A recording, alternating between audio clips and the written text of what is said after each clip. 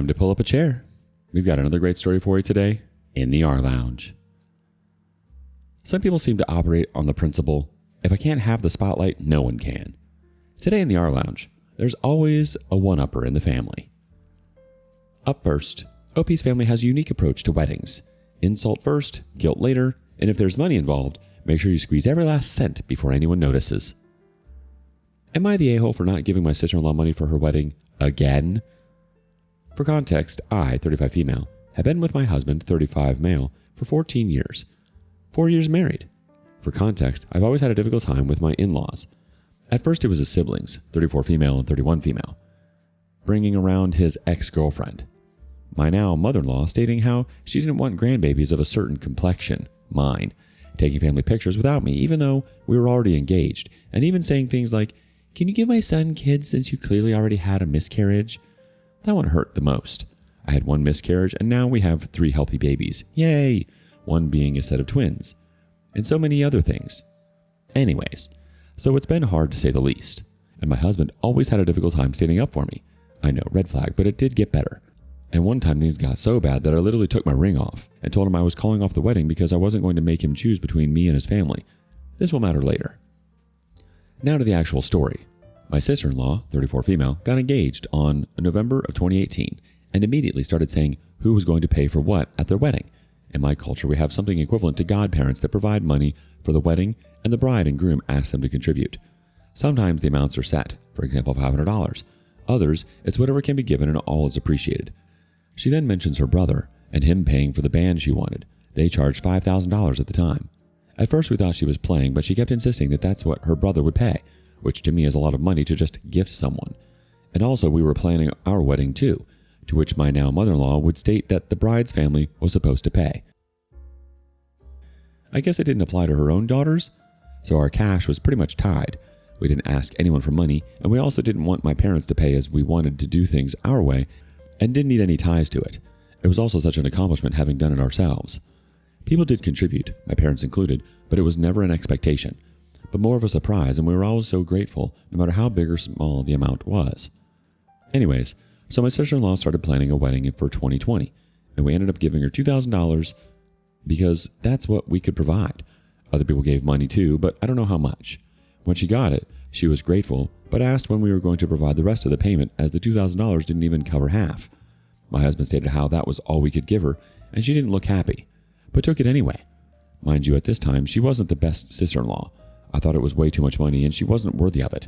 My husband and I shared finances by now, so it wasn't just the cash, it was money we had saved for us. And I still hadn't almost canceled my wedding.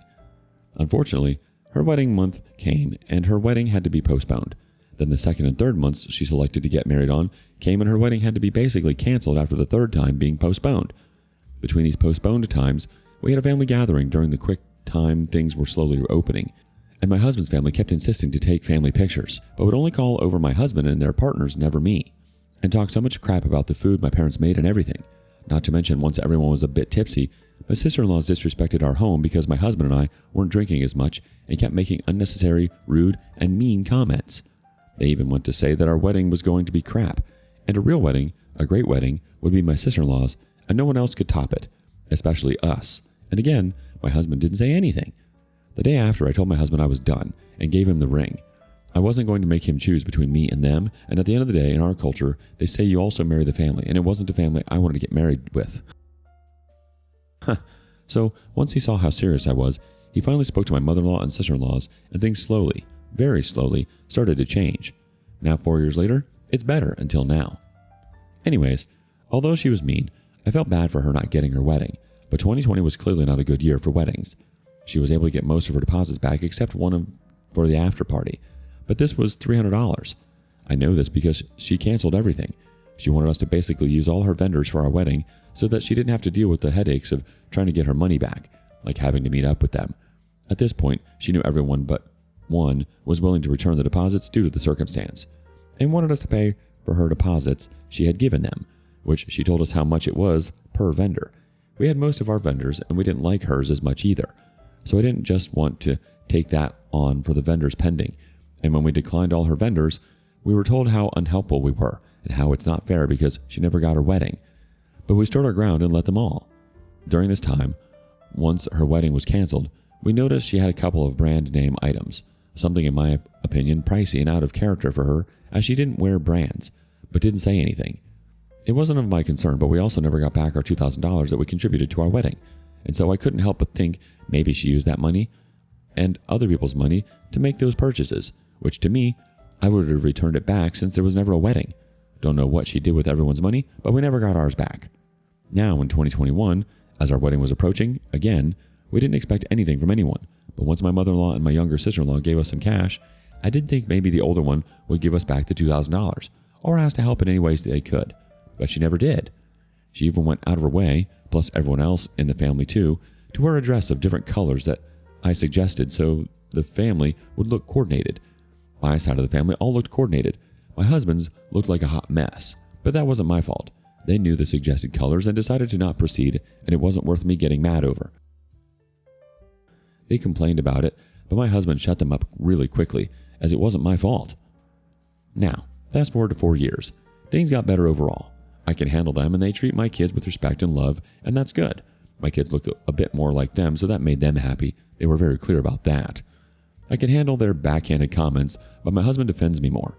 He chooses his battles. We don't see them as often, and I'm not much more opinionated. So now my sister-in-law is planning a reception for her wedding. She got married at the courthouse in 2020, but wants to get married by church and throw a party, which is great. But now she asked us to cover the band, or at least help with half. When I asked her what happened to the $2,000 we gave her, she said that she spent it, and I couldn't expect her to save that. And I proceeded to tell her, well, I'm sorry, but we can't offer you more money. To this, she started saying how we are now better off, don't have a wedding coming up, and get up with at least another $3,500. The band this time around is charging almost double. She even went as far as saying that I could hold back on my spending so I can save for her wedding. And I told her no. I told her that if she was expecting to plan a wedding, that they should have saved that money, and that I'm not going to stop living my life with my money just to help her. She even said that it wasn't my money, that we can just get money her brother contributes. And I said, we are married and his money is my money. And plus, since I handle all the finances, I can assure you we cannot help and are not in the position to just save for your sake. Maybe I was an a-hole here, because I also added that just how my mother-in-law expected my parents to pay for everything, they can pay for her wedding too. She got upset and is now no longer talking to me. She even went out of her way to talk to my husband behind my back and suggested he open his own savings and put some of his check aside in that account for her. My husband immediately told her no and told me what happened. Again, I manage our finances, so I would have noticed that our very consistent checks had money missing even if he did do it. I couldn't believe her. Anyways, my mother-in-law says we need to help because they're siblings and can't believe my husband is siding with me and not them. My husband told them to stop or he will go no contact, so the harassment has decreased. So am I the a-hole for saying no? We could technically help with some money, probably even the $3,500 she's asking for, but I just don't think they're worth it. Yes, they treat me better now, but they didn't for years, and I'm pretty sure they didn't help us either. I didn't even care so much about money, but I don't know, helping to maybe help decorate or something like, I don't know. Also, I hate putting my husband in this situation, so I've been struggling. Anyway, sorry for my super long story. Hope you read it. Cheers. Update. I'm new to this, so hopefully I'm doing this correctly. I did add a comment saying how grateful I am for all the responses. It made me feel, well, not like an a-hole for being a cheap butt, and a very small update, but here's a little one. We saw my hubby's family this past Sunday after church, and they were actually cordial. Even the greedy sister-in-law, she actually engaged in conversation. I think the idea of going no contact really did freak them out. It did in the past before ever even having kids, and like I said, they do genuinely love them, and I appreciate that. I guess they needed some time to cool off and realized this wasn't worth their battle. So mature.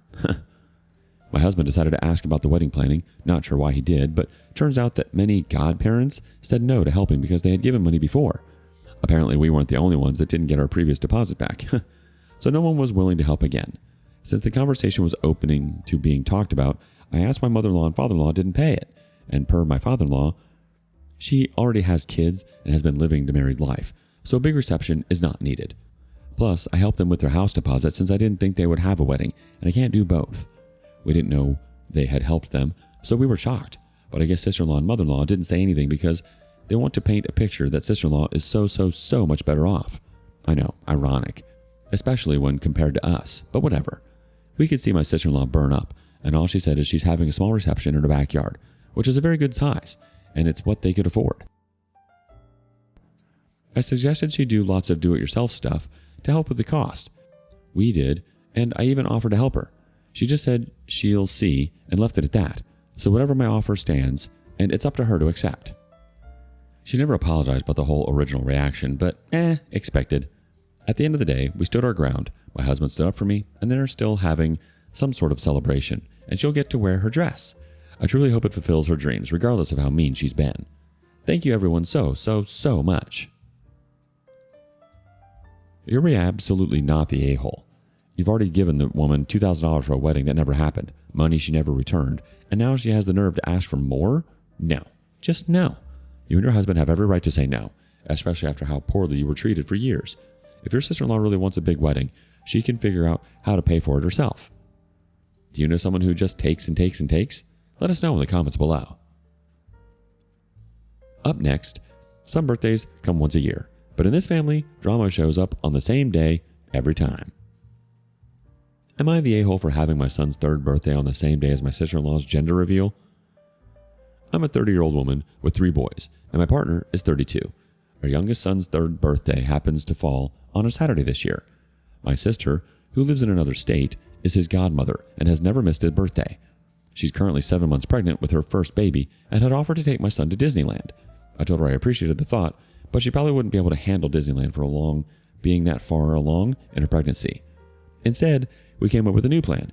She could have her baby shower here, where most of our family, including our parents, live. We decided to do her baby shower on Saturday, my son's actual birthday, and then have my son's small park birthday party with close family and friends on Sunday. This worked perfectly because it meant I wouldn't have to travel out of state for her shower. My brother's wife, also pregnant and due soon, might be able to attend. My partner liked the idea since our oldest son has a tournament on that Saturday, and this plan avoided conflicts. So, we moved forward with planning both events. I even told my mother-in-law months in advance that my son's party would be Sunday of his birthday weekend.